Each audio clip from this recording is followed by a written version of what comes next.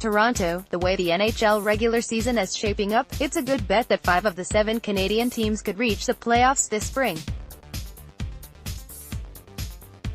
That's the kind of playoff CanCon that Rogers was hoping for when it signed a massive $5.2 billion US 12-year deal to land the league's broadcasting rights in 2013, a move that gave Sportsnet an immediate edge in its long-running rivalry with TSN. If the NHL regular season ended Friday, 5 of the 7 Canadian teams would be playing in the postseason.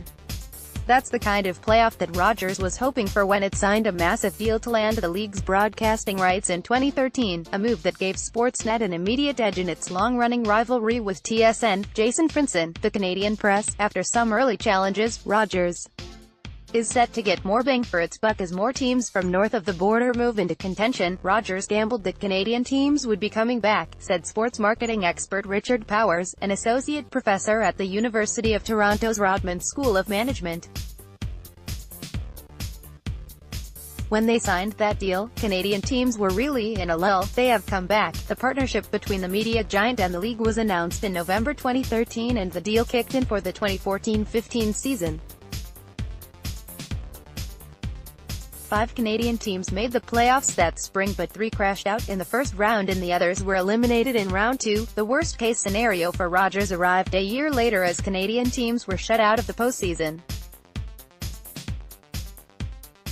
5 teams made the cut in 2017, but 3 were eliminated in the opening round, with the Ottawa Senators making it to the conference final. Last spring, only Winnipeg and Toronto reached the postseason.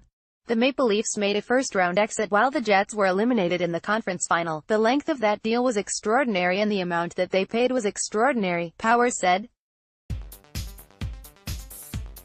I think they're actually leveraging it quite well. I don't know what else they can do. Everybody knows it's Rogers. Sportsnet, which is part of Rogers Media, bills itself as Canada's No. 1 sports media brand. The network's main rival since its inception in 1998 has been TSN, which calls itself Canada's sports leader, and is a division of Bell Media. The sports media landscape had a much different look 2 decades ago. Nowadays, each network boasts multiple feeds, online and mobile viewing options, and an impressive lineup of marquee international properties. In addition to hockey, some of Sportsnet's domestic offerings include the Toronto Blue Jays, MLB. The Blue Jays are owned by Rogers, the Grand Slam of curling and the Canadian Hockey League.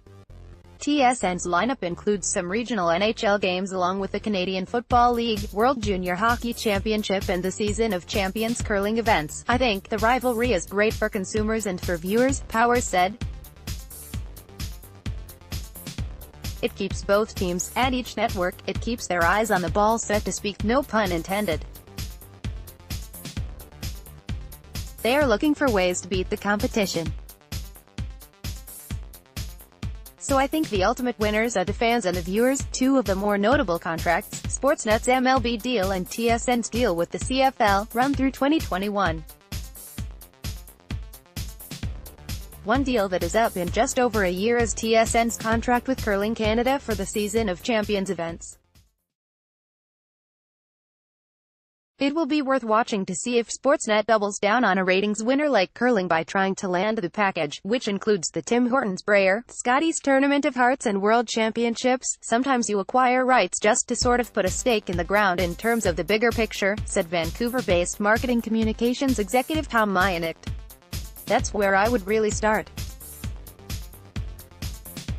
The bigger picture is that we probably have the most competitive sports television landscape that we've ever had in this country. However, one big question mark remains as Sportsnet has yet to name a successor for President Scott Moore. He left the company in October, with Rogers Media President Rick Brace currently handling the position on an interim basis. Moore has said that if Sportsnet had landed the NHL rights, the network would have become a regional, inconsequential player. He added the deal has paid for itself each year because Sportsnet can enjoy the financial returns that come with it. If you're going to buy sports media in this country now, you're going to call us first, Moore told the Canadian Press last October. It used to be all the big deals went to TSN and we got what was left over. In addition to traditional broadcasters, subscription video streaming services like DAZN could make more of a dent on the Canadian sporting scene over the coming years. Online powerhouses like Twitter, Facebook and Amazon could be in the mix as well. One example of the changing dynamics came last summer at the RBC Canadian Open Golf Tournament. Coverage was provided by a varied lineup that included TSN, RDS, Global TV, DAZN, Twitter, PGA Tour Live, the Golf Channel and Facebook. The hammer comes with hockey though, and the Canadian sports media landscape could have a much different look when talks begin on the next NHL deal. The current contract expires in 2026. TSN and Sportsnet are no longer the only players within, said Mayanik, who hosts a sports business show that airs on TSN Radio and other stations around the country. They're the lead players for sure, but they're part of a much more organic, changing landscape. Report and air journalistic standards about the star sports action and reaction delivered to your inbox. New NEWSLETTERSPORTSSIGN up.